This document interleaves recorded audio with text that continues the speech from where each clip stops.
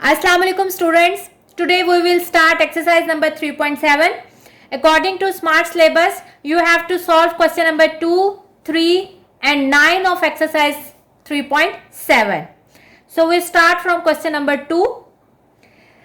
Question ये exercise 3.7 जो है वो प्रीवियस एक्सरसाइज की तरह है जिसमें आपने जॉइंट वेरिएशन की थी, यानी आपके पास डायरेक्टली और इनवर्सली जो है एक वैल्यू किसी वैल्यू के साथ डायरेक्टली और किसी वैल्यू के साथ इनवर्सली है। तो आपने स्टेटमेंट को समझ के एक इक्वेशन बनानी है। उस इक्वेशन में आपने प्रोपोर्शनैलिटी का साइन खत्म करके के लगाना है। जो सबसे पहले आपको इक्वेशन में आपके क्वेश्चन में वैल्यूज दी होती हैं वो के फाइंड आउट करने के लिए होती हैं। पहले आपने के फाइंड आउट करना है, बाद वाली जो वैल्यूज हैं उसमें से आपने जो पुट करके गिवन इक्वेशन में पुट करके जो आपने वैल्यू फाइंड आउट करनी है वो आप करेंगे। तो ये आपके पास पिछली एक्सरसाइजेस का एक्सपीरियंस होगा, इसलिए आपको इतनी मुश्किल नहीं लगेगी। तो हम स्टार्ट करते हैं क्वेश्चन नंबर 2 से। The surface area S of the sphere varies directly as the square of the radius.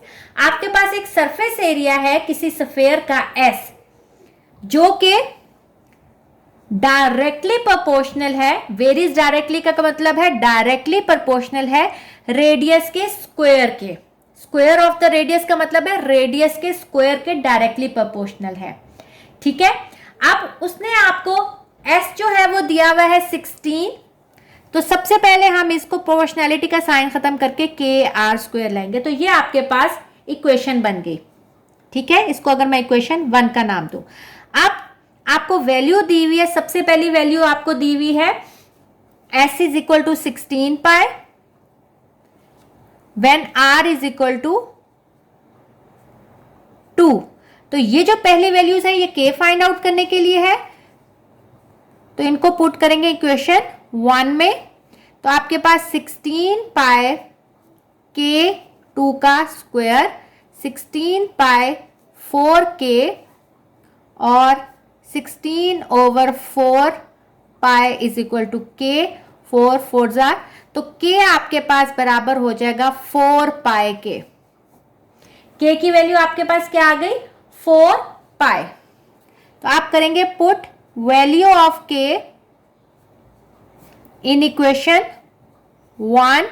We get equation 1 में पुट करेंगे तो आपके पास क्या आएगा s is equal to 4 pi R square.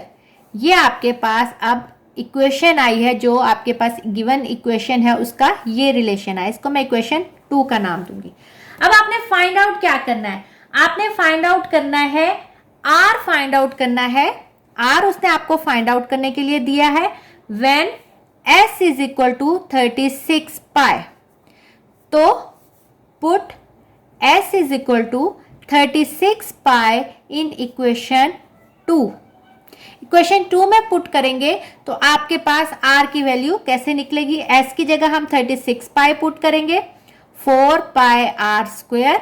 Are square को इधर रहने दें, 36 पाई ये वहां मल्टीप्लाई हो रहा है, यहां जाके डिवाइड होगा, पाई पाई से कैंसिल आउट होगा और 4 9 जार। तो आपके पास आर स्क्वायर किसके बराबर होगा, आर के 9 के, लेकिन हमें तो r की वैल्यू चाहिए। तो अगर हम लेंगे taking square root on both sides, square root on both sides, तो क्या आएगा आपके पास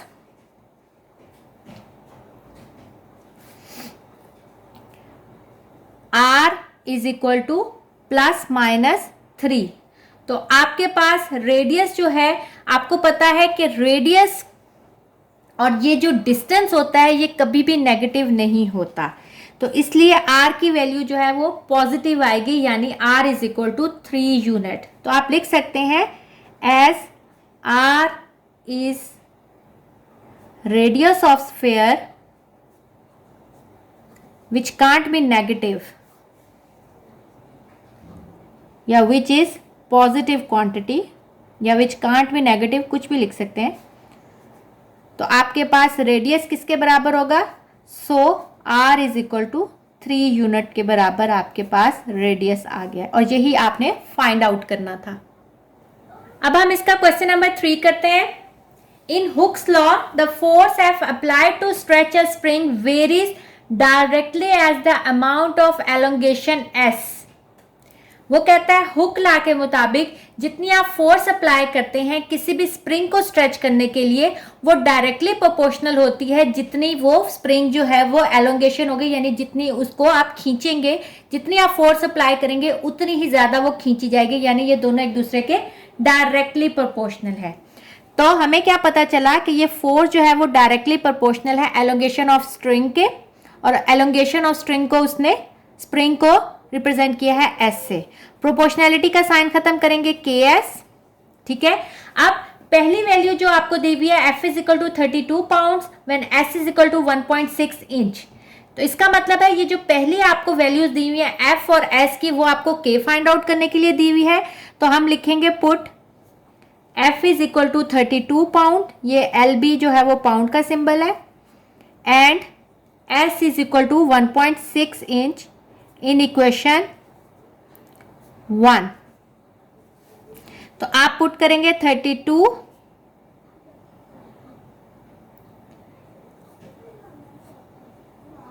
व के टू 1.6, के को इधर रहने दें, 32 ओवर 1.6। आप इसको कैलकुलेटर पे सॉल्व कर लें, चाहे पॉइंट खत्म करके कर लें। कैलकुलेटर पे कर लेंगे तो आसानी से हो जाएगा, वरना पॉइंट खत्म करके ऊपर 10 आएगा और फिर सिंप्लीफाई करेंगे तो के की वैल्यू जो है वो आपके पास आ जाएगी 20। इस के की वैल्यू को आप पुट करेंगे, put value of K in equation 1। Equation 1 में पुट करेंगे जब आप, तो आपके पास बन जाएगा F is equal to 20s। इसको मैंने इक्वेशन 2 का नाम दे दिया। अब आपने फाइंड आउट क्या करना है, उसने आपको दो चीजें फाइंड आउट करने के लिए दी है। एस जब एफ 50 पाउंड है, सबसे पहले हम क्या फाइंड आउट करेंगे, एस फाइंड आउट करेंगे when F is equal to 50 pound. Put F is equal to 50 pound in equation in equation 2। तो हमारे पास क्या आएगा, इक्वेशन क्या है 20, एफ की जगह मैंने 20 पुट किया है, 20 और एस आपने फाइंड आउट करना है। तो यह आपके पास आ जाएगा, सॉरी एफ आपके पास 50 है तो हम यहां 50 पुट करेंगे, ठीक है। तो S 50 डिवाइडेड बाय 20, 0 0 से कट गया। आप इसको डिवाइड करेंगे तो ये आपके पास आ जाएगा S इज इक्वल टू 5/2 को डिवाइड करेंगे 2.5 इंच। तो ये आपके पास S की वैल्यू आ गई। हमने पहला पार्ट सॉल्व कर लिया। सेकेंड पार्ट में है कि आपने F फाइंड आउट करना है। F फाइंड आउट करना है जब आपके पास S जो है वो 0.8 इंच है। Put S is equal to 0.8 inch in equation 2। तो आपके पास क्या आएगा, F is equal to 20, S की जगह क्या लिखेंगे 2.5, 0.8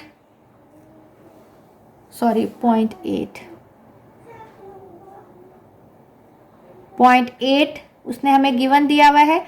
0.8 को मल्टीप्लाई करेंगे 20 से तो आपके पास आ जाएगा 16 पाउंड।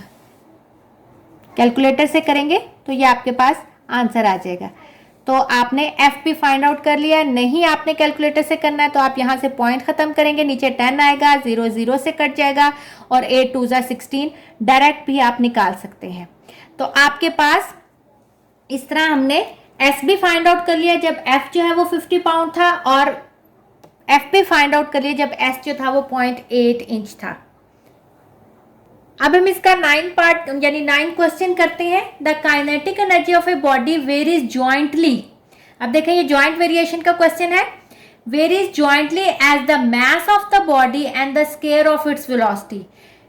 वेरीज जॉइंटली का भी मतलब मैंने आपको पिछली एक्सरसाइज में बताया था कि जब वेरीज जॉइंटली या डायरेक्टली आता तो इसका मतलब वो डायरेक्टली प्रोपोर्शनल आता। वो कहता है कि काइनेटिक एनर्जी जो है वो वेरी कर रहा है जॉइंटली मास के साथ और स्क्वायर ऑफ इट्स वेलोसिटी यानी वेलोसिटी के स्क्वायर के साथ, यानी kinetic energy is directly proportional to mv square. ये आप लोगों ने फिजिक्स में भी पढ़ा हुआ है।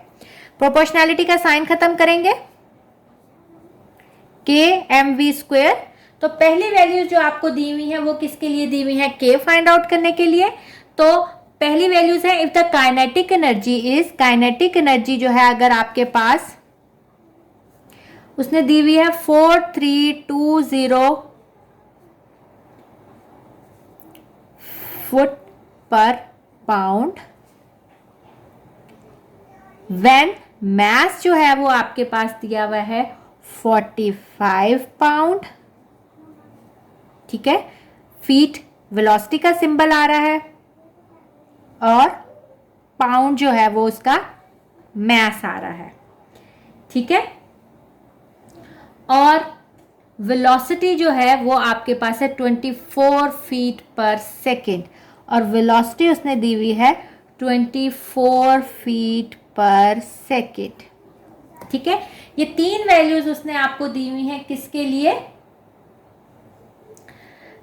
के फाइंड आउट करने के लिए। तो इसको हम पुट करेंगे इक्वेशन 1 में। इक्वेशन 1 में आप पुट करेंगे 4320, के फाइंड आउट करना है, m क्या है 45, v क्या है 24, उसका स्क्वायर आ जाएगा। तो ये आपके पास यहाँ सिंप्लीफाई होगा। 24 का स्क्वायर होता है 576,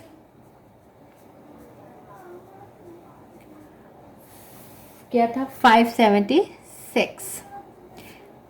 ये यहाँ मल्टीप्लाई हो रहे हैं, यहाँ आके क्या हो जाएंगे divide. 45 into 576 is equal to K. अगर आप इसको मल्टीप्लाई करें तो ये बढ़ जाएगा 25920।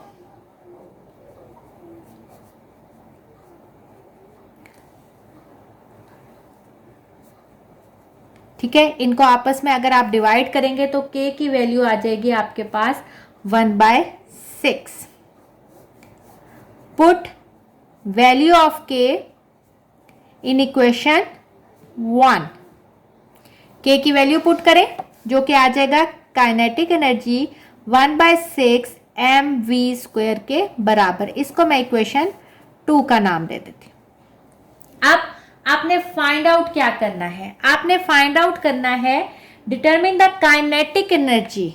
आपने काइनेटिक एनर्जी फाइंड आउट करनी है 3000 पाउंड ऑटोमोबाइल, यानी मास जो है वो कितना है उसका 3000। आपको अगर यूनिट आते हैं तो आपको ये पता चल जाएगा कि इसको मैं आपको इसका मास गिवन है। पाउंड का मतलब है वजन, वजन का मतलब है मास। तो 3000 पाउंड ऑटोमोबाइल जो है वो ट्रैवल कर रहा है। ट्रैवल मतलब है कि वो किस स्पीड से ट्रैवल कर रहा है 44 फीट पर सेकेंड, यानी उसकी वेलोसिटी जो है वो है 44 फीट पर सेकेंड। ठीक है, तो put value of m and v in equation 2। Equation 2 में पुट करेंगे तो आपके पास क्या आ जाएगा? Kinetic energy is equal to 1/6, m की जगह क्या है 3000 और v की जगह क्या है 44। 44 का स्क्वायर, 44 का स्क्वायर होता है 1936।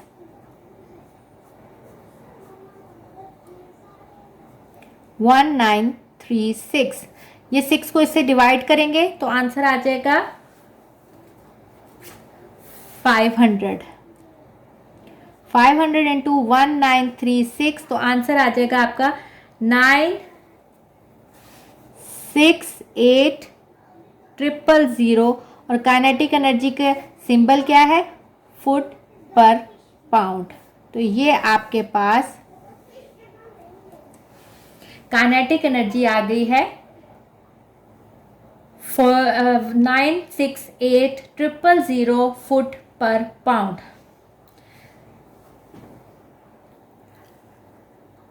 स्टूडेंट्स, अब हम इसकी मिसलिनियस एक्सरसाइज यानी रिव्यू एक्सरसाइज का क्वेश्चन नंबर 1 यानी एमसीक्यूज करते हैं। पहला एमसीक्यू है, in A ratio A ratio B A is called. मैंने आपको इस लेक्चर के इंट्रोडक्शन में बताया था कि रेशो में जो पहली वैल्यू होती है उसको एंटीसीडेंट कहते हैं और दूसरी वैल्यू को कॉन्सिक्वेंट। तो अगर ए रेशो बी में ए क्या होगा, पहली वैल्यू, तो उसको हम कहेंगे एंटीसीडेंट। तो इसका राइट आंसर है ऑप्शन बी। सेकेंड एमसीक्यू है, in a ratio X ratio Y Y is called. अब वाई सेकेंड वैल्यू है, उसको कॉन्सिक्वेंट कहते हैं, तो इसका राइट आंसर है सी। थर्ड एमसीक्यू है, in a proportion A ratio B proportion C ratio D, A and D बाहर वाली वैल्यूज को हम क्या कहते हैं, एक्सट्रीम। तो इसका राइट ऑप्शन है option B. In a proportion A ratio B proportion C ratio D, B और सी जो बीच वाली चीजें होती हैं उनको हम क्या कहते हैं, मीन। तो इसका राइट आंसर है ए ऑप्शन। फिफ्थ एमसीक्यू है, in continued proportion A ratio B is equal to B ratio C, A C B square के बराबर है। तो ये बी क्या है, देखें बी अब आपके पास मीन वैल्यू है। हमने ये किया था मुख्तलिफ टाइप्स के प्रोपोर्शन में कि अगर कॉन्टिन्यूड प्रोपोर्शन में ये जो बी हम बीच में जब वैल्यू फाइंड आउट करनी थी, इसको हम कहते थे मीन प्रोपोर्शन, यानी ये बी स्क्वायर जो है ये मीन प्रोपोर्शन है। तो इसका राइट आंसर है सी। सिक्स्थ एमसीक्यू है, in continued proportion A ratio B is equal to B ratio C. अब अगर आपके पास तीन वैल्यूज हैं तो जो तीसरी वैल्यू कहलाएगी वो कहलाएगी थर्ड प्रोपोर्शन। तो इसलिए सी, अब देखिए अरेंजमेंट वही है कॉन्टिन्यूड प्रोपोर्शन वाली, लेकिन अब वो बी की जगह सी का पूछ रहा है कि सी क्या होगी। तो सी जो है इसमें आपके पास आ जाएगी थर्ड प्रोपोर्शन। तो इसका राइट आंसर है ऑप्शन ए। सेवंथ एमसीक्यू है, find x in proportion 4 ratio x proportion 5 ratio 15। तो इसमें आपके पास सेवंथ एमसीक्यू है कि अगर आपने x की वैल्यू फाइंड आउट करनी है, अगर आपके पास 4 रेशो x जो है वो बराबर है, यानी प्रोपोर्शन है किसके, 5 रेशो 15, तो आप इसको लिख सकते हैं 4 ratio x equal to 5 ratio 15। हमें पता है प्रोडक्ट ऑफ एक्सट्रीम जो है वो प्रोडक्ट ऑफ मीन के बराबर है। तो 5x बराबर हो जाएगा 15 इंटू 4, 5 बराबर x बराबर हो जाएगा 15 इंटू 4 ओवर 5। तो 5 3 जार, तो x आ जाएगा आपके पास 12।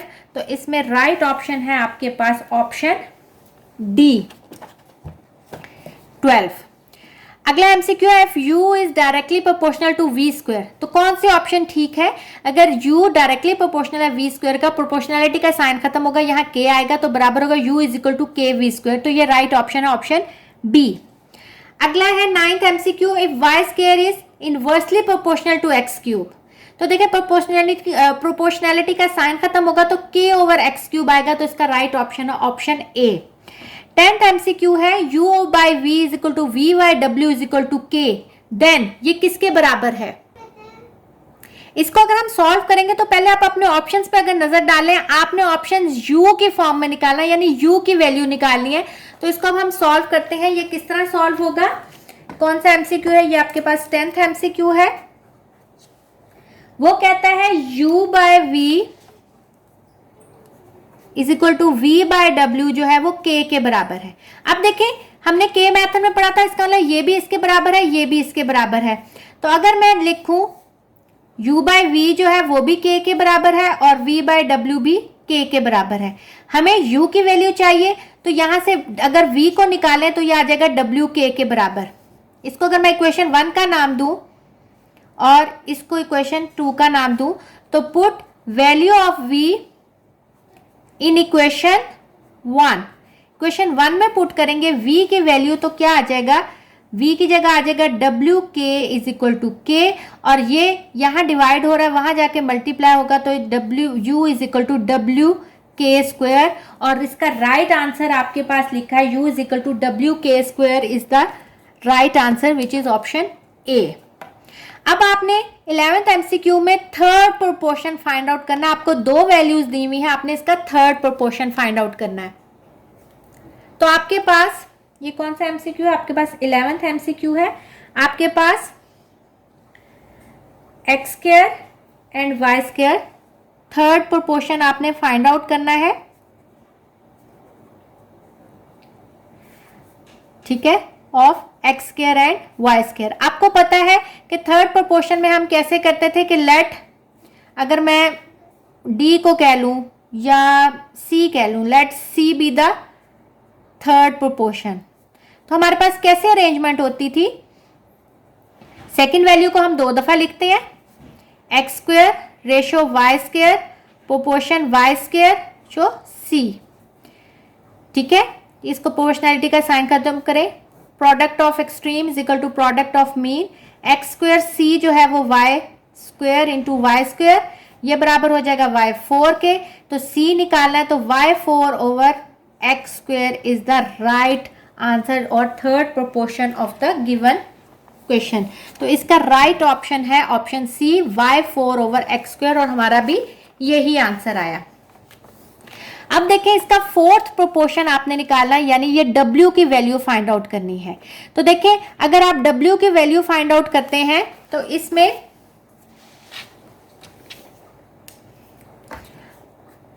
इसका हम 12th MCQ कर लेते हैं। फोर्थ प्रोपोर्शन यानी W फाइंड आउट करना है और आपके पास है X ratio Y proportion V ratio W। हमें पता है प्रोडक्ट ऑफ एक्सट्रीम जो है वो प्रोडक्ट ऑफ मीन के बराबर है। W की वैल्यू फाइंड आउट करनी है तो ये हो जाएगा YV, W को इधर रहने देंगे तो ये हो जाएगा YV ओवर X या VY ओवर X, इस तरह भी लिख सकते हैं, और VY ओवर X भी लिख सकते हैं। और ये आपका रिक्वायर्ड आंसर है जो कि है option D, VY over X। अब देखें अगर आपके पास A रेशो B जो है वो X रेशो Y के बराबर है तो ऑल्टरनेटो प्रॉपर्टी क्या थी जिसमें आपके पास ऑल्टर होता था, यानी ये अगर हम इसको A बाय B जो है वो X बाय Y के बराबर है तो B और X जो है वो अपनी जगह बदल दें। अगर मैं इनको इसको आपको पहले ओरिजिनल उसमें लिख के दिखाऊं,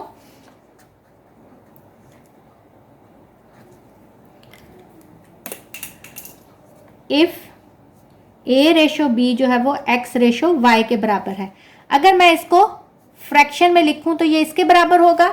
तो ऑल्टरनेटो प्रॉपर्टी क्या थी कि ये आपस में जगह बदलें, यानी A ओवर X जो है वो B ओवर Y के बराबर हो, तो ये ऑल्टरनेटो प्रॉपर्टी है। तो इसका ऑप्शन है ऑप्शन